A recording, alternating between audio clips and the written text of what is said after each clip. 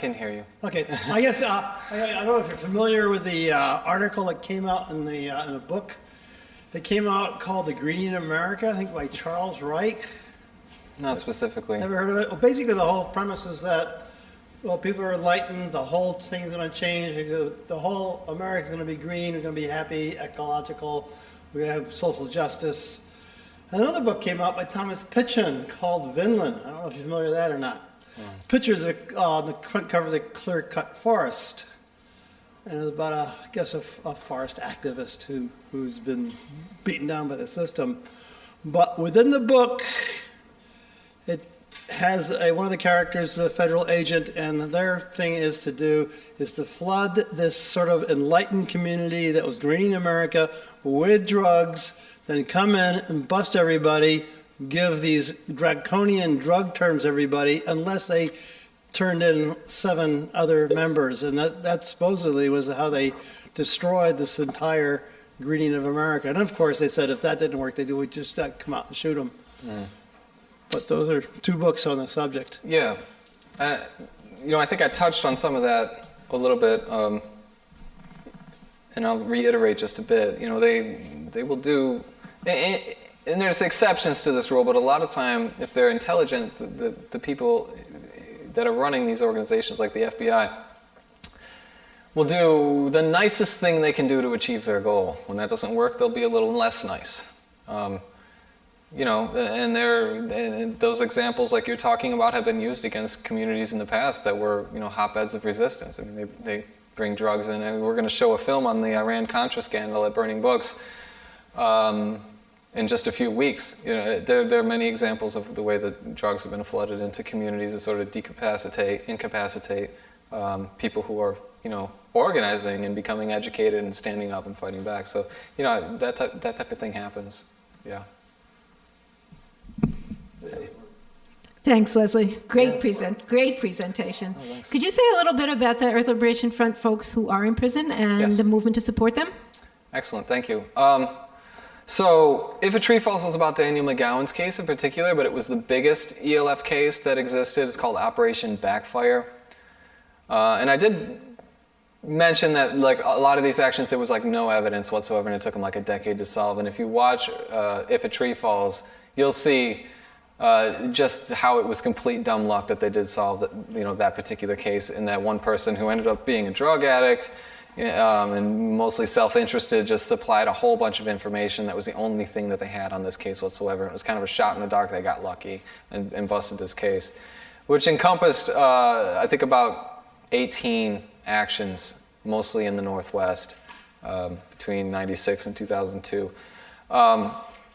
But there's still plenty of unsolved actions. There are other cases as well. Daniel got 7 years in prison, and the majority of that time was done in the communications management unit, which is something not many people know about. It's like a prison within a prison. It's a special terrorist unit, for lack of a better term, where they severely restrict your contact with the outside world, severely.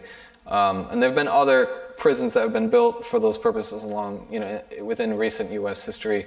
The most recent are these communication management units. They have 2 of them, last I heard. So Daniel did his time in that, and he is now out. He's living in Brooklyn and doing some very good work there. There's other people who didn't cooperate in that case who are also now out. Jonathan Paul is one who lives in Oregon. But there's other cases. And 2 in particular I always like to mention, I appreciate you bringing this up.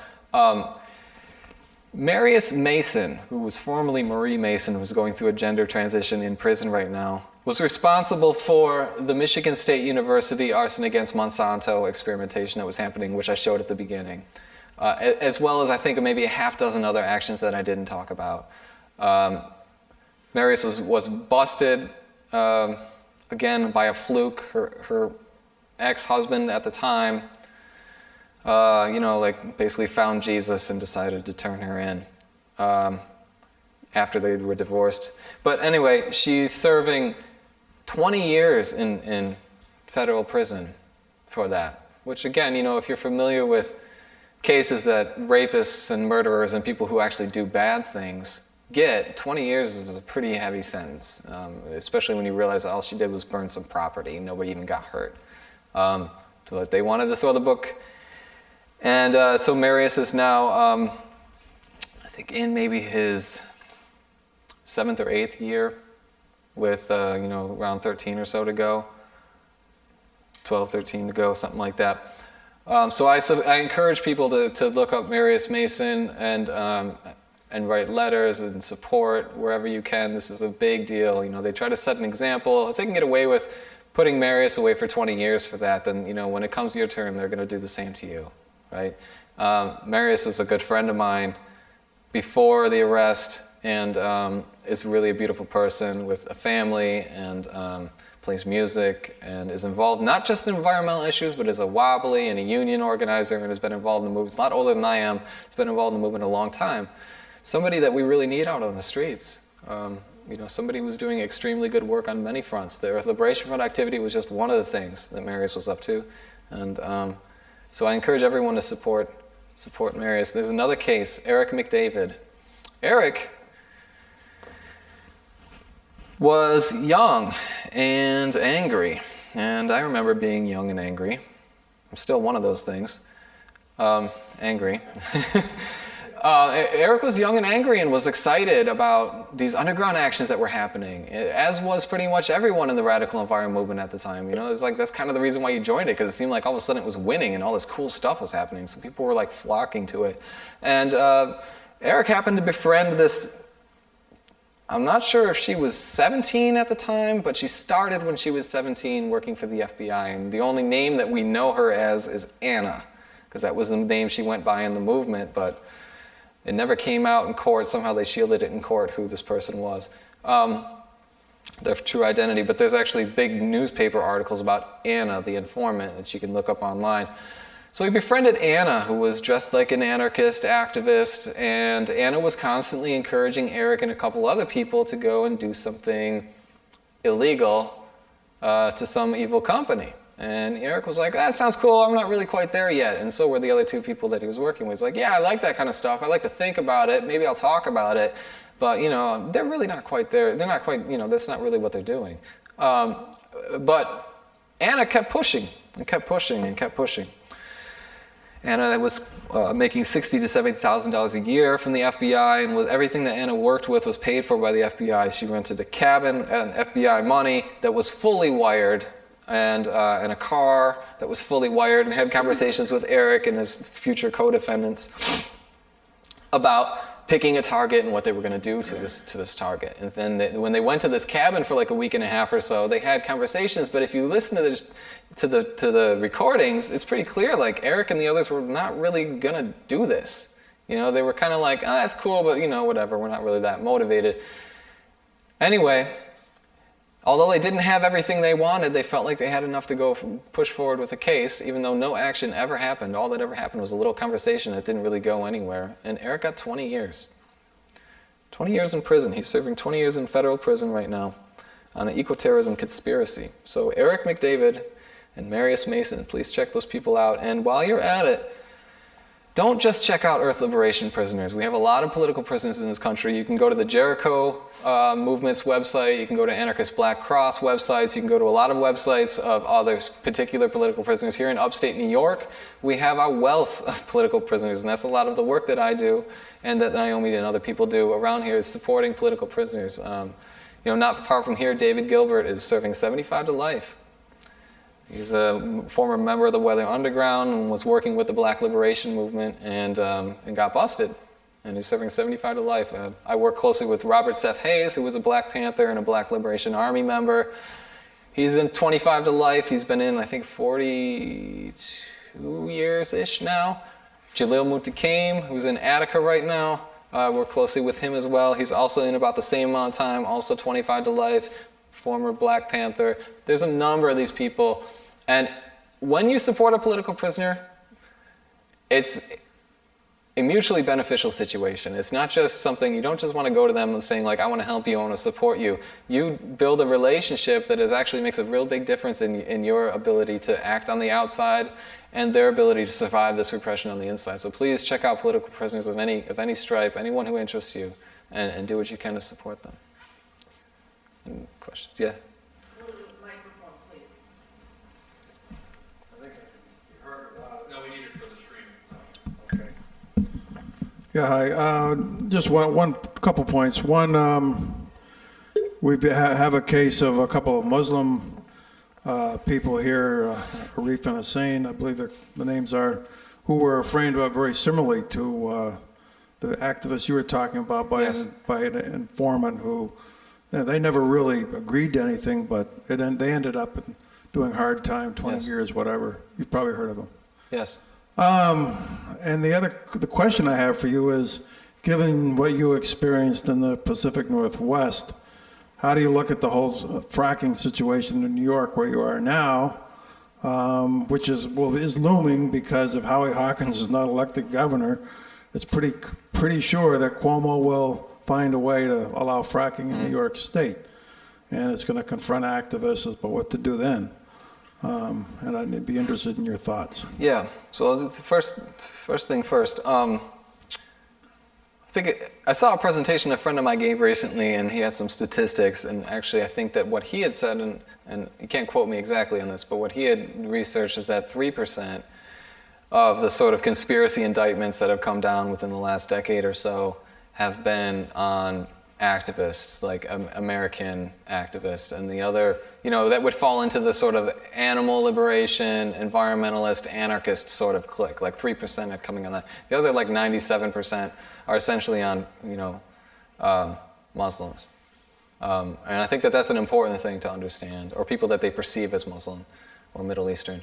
I think it's an important thing to understand, like, how much repression this other community is, and try to build bridges between, our communities, because it's actually, when we join up, then we can have a lot more strength. And I think that's an important thing. That a lot of what the government's trying to do is divide and conquer, and if you can't find common ground with people, then you're divided and you're easy to be conquered. So just to touch on that, I'm glad you brought that up. I think that a lot of these cases that are not in our movements in particular are just as horrible, if not much more horrible, than what we're dealing with. Just thinking about the people in Guantanamo, it's just like, it makes me angry. I don't want to be angry right now, but so, what was the other part of your question again? Fracking. Thank you. So I actually thought when I first started finding out about the surveillance, that I actually thought fracking was, and I still continue to think it's a big part of this whole thing. I think that they're concerned. I think there's a couple things. If I'm just like have to kind of take an educated guess on why the government is like so concerned with me right now, I think one of the things is fracking. I think that they think that there's a movement here that is similar to what was going on in the Northwest in its early stages back in, say, the early 90s. People were concerned about environmentalism, but they were still kind of clinging to hopes that there was going to be some legislative answer to the problem, right? That Cuomo wasn't going to sign this into law, or that the moratorium would just keep going. And I think that, I know that Earth First in particular has done some civil disobedience actions around fracking, in our area here, Marcellus Shale area. And, that was the early stages of what I saw out in the Pacific Northwest, too. It was a lot of civil disobedience actions to protect forests. And I think if they're starting to see a pattern, like that might be something that the government would be concerned about. Certainly the industry would be concerned about that. And I've seen some examples of the industry being very concerned, where they go to, they write down everyone's license plates in Pennsylvania outside of a screening of Gasland, for example. That was one thing that I read about. So they're very concerned about that. And I'm whether I like it or not, a prominent person who's of a certain level of prominence, who speaks out publicly and continuously, about doing things like that. And they don't want to see things like that done in the fracking movement. And I'm in New York State. Right? And I run a bookstore that just like all of a sudden got a good amount of attention, has a lot of people going to it, and we have a lot of fracking stuff going on around there too. So I think that there's concerns about fracking. But in general, I think there's a lot of promise in the movement. And right now everyone seems to think it's at bay because they're trying to figure out if this like moratorium and ban thing is going to work. It doesn't really make a whole lot of sense to like go risk your freedom to like fight something if you think that a moratorium is going to go through or a ban is going to go through. So it's hard to say. I think that people need to think about the reality of what it takes to win these types of campaigns. And if we can do it nicely, then please. If I could write a letter to solve this problem, I will be writing letters to solve many problems until I'm old and gray. I'd be more than happy to write letters as long as they achieve something. So I think that fracking is a big concern. But I also think that we have a way to go before we're looking at a situation that's akin to what was going on in the Northwest around clear-cutting old-growth forests in the late 90s. But I don't think it's an impossible leap to make at all. I think we totally have the ability to do it and do more than that. We have the, we as people have built this entire system up. I mean, it's the people that have done everything, and it's just a small percentage of the people who reap the benefits from it. But all the work, the amazing feats of building and industry and science, those are all people doing that, regular people, and we have the ability to tear it all down and restart over too if we want. So I think that's something to keep in mind.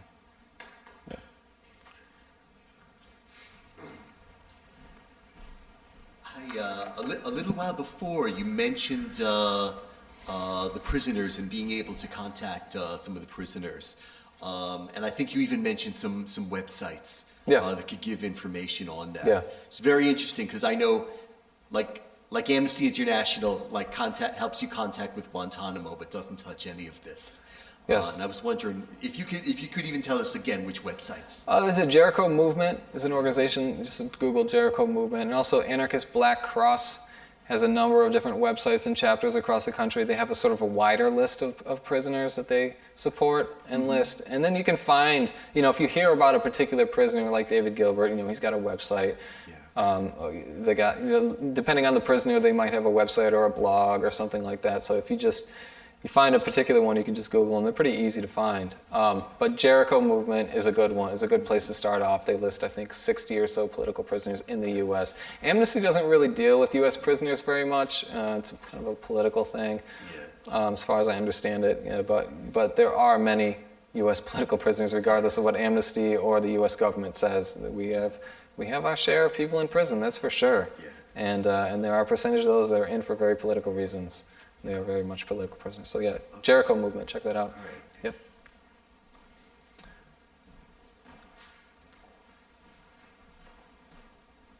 Okay, did we have any final questions for Leslie? Any additional questions? Yes? Okay. It's not a question. There's a National Coalition to Protect Civil Freedoms, which has a good website, and there's a group called Project Salam, and they maintain a list of Muslim political prisoners in the United States. Excellent. Yeah.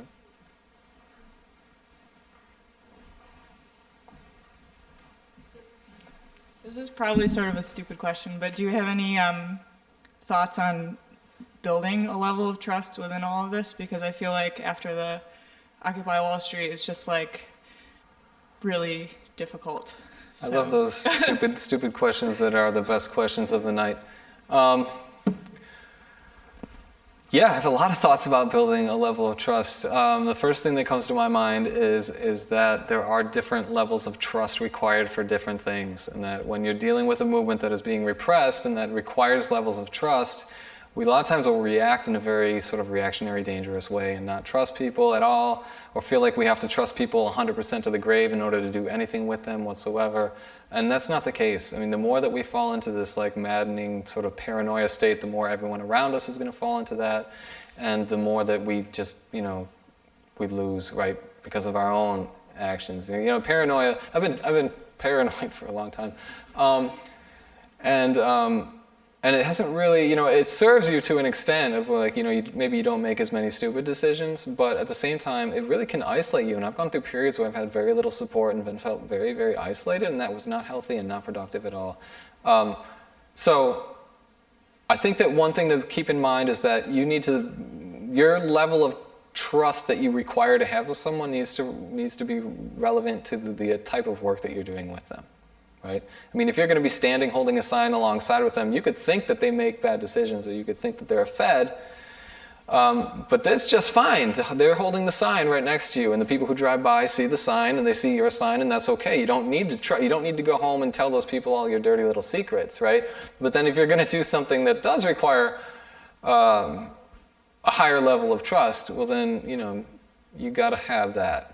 And it can't be a foolish, childish, adolescent sort of way of understanding trust. It's got to be a real way, you know, where you really know this person. You know, a lot of times people say know their family. There's no way to like say anything for sure, but you've got to have a deep level of trust if you're going to be operating in some way that requires that amount of trust. And then most of our time, it's somewhere in between there. Most of our organizing experience is something in between there, and you've got to have it. It's got to be relevant. A lot of times in the movement, people will do things that the feds do, right? That an infiltrator will do. You know, they'll be excited about blowing something up, or they'll make some just completely, you know, it seems like foolish decision that is like sounds like something out of a bad movie, you know. But the reality is that that's what people do. People watch a lot of bad movies, right? You know, people spend a lot of time reading bad books and watching bad TV cop dramas, and they grow up, you know, you don't get raised to be an urban guerrilla. You know, you get raised to be a pencil pusher, essentially, right? Or a laborer or something. So you're not inherently good at this stuff. So a lot of times we make our own mistakes. And if we start not working with each other because someone is making some foolish mistakes, well then soon, before you know it, we're not working with anybody. So we don't want to be so paranoid that we get in that case. And I've seen that a number of times, you know. But at the same time, again, you know, it's got to be relevant to what you're doing. If you're doing like an underground action, then I want you to have the utmost 100%, if possible, you know, level of trust that you can have, because they're going to come after you hard, right? But you know, most of us aren't doing that.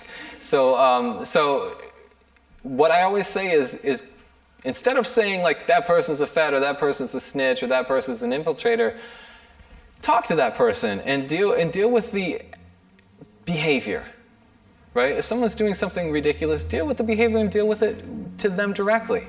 I'm saying that, you know, you said this thing at a meeting and it just seemed like it was like not appropriate because it gives this person a bad reputation. You know, maybe you want to talk with them. Go and approach them and talk about it. And, you know, and if you can't work it out, then you have the mutual understanding that you can't work it out and that there's limitations to what you can work together on. But, you know, don't go around saying someone's a fed or someone's, you know, an idiot. Because a lot of times we've all been idiots and we weren't feds, you know. So just keep in mind, the feds exist. I don't want to say they don't exist, but deal with it. By dealing with it on a behavioral way, it doesn't matter if that person's a fed or just someone who's making a bad decision. You're going right to them. You're saying this is unacceptable behavior. You know, this is how we do this the right way. Like, this is how you work with people. I'm happy to work with you on this and talk to you about this. It doesn't matter if they're a fed or not. They're shut down right there. Because then if they just keep doing it, then it's like, well, there's obviously a problem that everyone is going to recognize, you know. But if they are, however high percentage of people who are genuine, who just watch too many bad cop shows, you know, that person has a chance to evolve and learn and continue to be a part of the movement, which is important. We can't let them divide and conquer. So I guess that's my thoughts. You know, security, there's no 100% certain way. I mean, even, you know, people who, I mean, immediately I just thought of Ted Kaczynski's brother, but that's not really a fair example. But people, your own family will turn you in, right? And people you grew up with and you trust fully, you never know how anyone's going to act under pressure. So if you are going to do something that is a little bit more risky or a lot more risky, you got to be prepared for the ultimate, you know, you could be prepared to die, because it does happen at times. You should be prepared for prison, but you should do everything you can to avoid that. But, you know, it's not, where is it? I got it on my computer. Being captured is beside the point. The point is to not surrender. I like that quote. I think it's important because a lot of us do end up in prison. A lot of us do end up repressed. Some of us will end up dead. And the point is that Fred Hampton is still living and still inspiring people. And people in prison are still alive and they're still fighting and they're still making a big contribution. So being captured isn't the only thing, right? So think about that, I guess. Is there anything else? Other questions?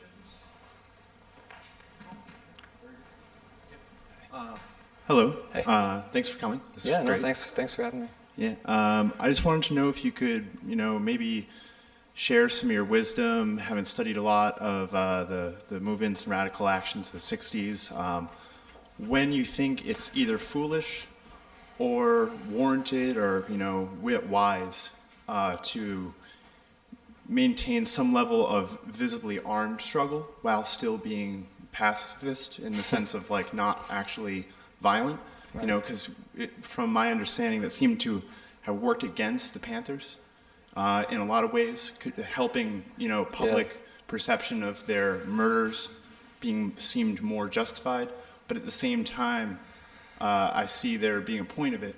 And I can't remember the guy's name, but the millionaire rancher that a bunch of people, like guys showed up with like guns and had a standoff, and it was this crazy situation. But basically, he wasn't posing an actual threat to the larger structured establishment whatsoever. And that seemed to be the reason why it didn't break out into any actual violence. But a lot of people have been bringing that kind of example up as saying, well, when you show up, in a pacifist situation, you can get, shot and, beaten and what have you. But if you're armed, then, people back up. So I was just wondering if you could, share some type of insight on that. I think hindsight is, people say hindsight is 20/20, but I don't really believe in that. I think hindsight is a lot trickier than that. When you talk about some of these movements that did some more sensational things in the past, generation or several generations, it's really tricky. I mean, like Harriet Tubman is, now is champion, right? It's like you learn about Harriet Tubman as you go through grade school and public school. There's like museums and stuff, but it's been a long time. And back in the day, Harriet was not in favor, in the public realm. It was like shoot to kill. So, and then you get a little closer to now, and you look at like Martin Luther King, who of course was popular back in the day, but he was also very unpopular at the same time back in the day. But now it's quotes in his name and everything are engraved on our like jails and our courtrooms and stuff like that. It's like a big deal. It's like someone like Malcolm X from the same time period isn't quite receiving that level of appreciation yet, but give it another 50, 100 years and maybe we'll see something more like Harriet Tubman is getting. So it's a complicated situation. So when you look back on, a lot of times people who are in movements that receive a lot of repression and get beat back, they look back and they think like, well, we went too fast, too hard, too quick. Or, well, the time wasn't right. We misread the times. And you know what? We're going to do that. Like all we can do is the best that we can do at the moment and try to learn as much as we can from the past so that we make the best decision we can at the moment. But when you get into a movement that is fighting and struggling, like that's a commitment. I mean, and I hate to compare it to this, but like, it's kind of like joining a military. You know that there could be, you have to know that there could be serious consequences. And so you look back and you think like, oh yeah, we went too hard, too fast, too strong, and that's why we didn't have the public support and like we didn't have everything we needed along the way. Well, you don't really know because you can't do it twice. If you don't seize that time, if you don't seize that opportunity, then you'll never know if that was the right time or not. And if it feels like the right time for you, then I'm not anyone to tell you it's not, and no one else is either. It's really, this is your life. You've got one life, right? This is your chance. We've all got one chance. If you have a kid, if you have a family, if you care about the future at all, like you're going to be desperate and you're going to be willing to take risks. And, whether or not people went too hard, too fast, and they didn't read the moment right or not, I can't say. All I can say for sure is that like I am so thankful that they did what they did, because otherwise I don't know where we would be right now. I don't know where we would be. If we didn't have this history of struggle and of freedom movements and something to draw inspiration from, then I really don't know what I would have had to draw inspiration from when I was like 19, 17, 16 years old, like trying to find something to give my life to that I believed in.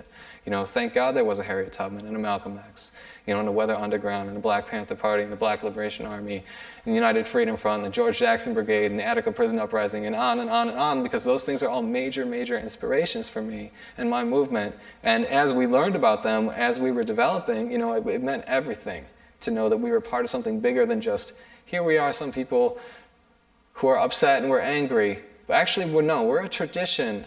We're part of a long struggle, a long tradition of people who fought for justice and freedom for generations and for all of human history, and we're never going to stop. And that is way, way more powerful than just some people who were pissed off about being arrested and beaten by the cops, so they decided to go burn something down. No. That's not what it is. This is a group of people who are part of a long trajectory of struggle, that goes back past, way beyond Harriet Tubman to the Luddites and to everything else throughout history where people were rising up against power. And so I think it's important to say, like, we never know that the moment is right. In some ways, the moment is always right.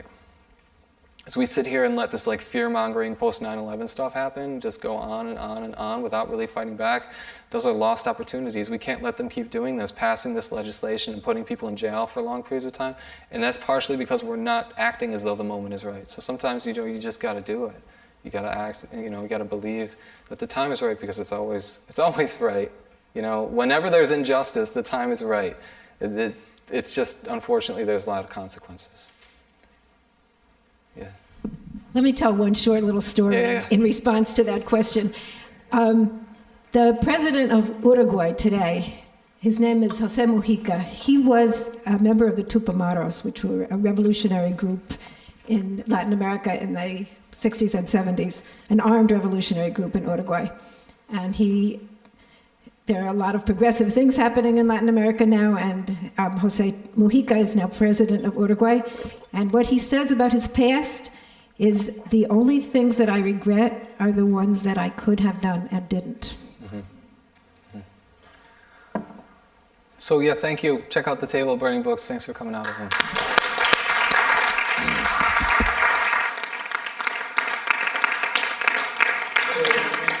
There's flyers over there, everyone, just real quick before you go. If you could grab one, give it to someone, spread the word. We have Thank plenty you. of flyers up in the front table. Again, please visit Leslie's Burning Books table, and have a great night. Thank you for coming out.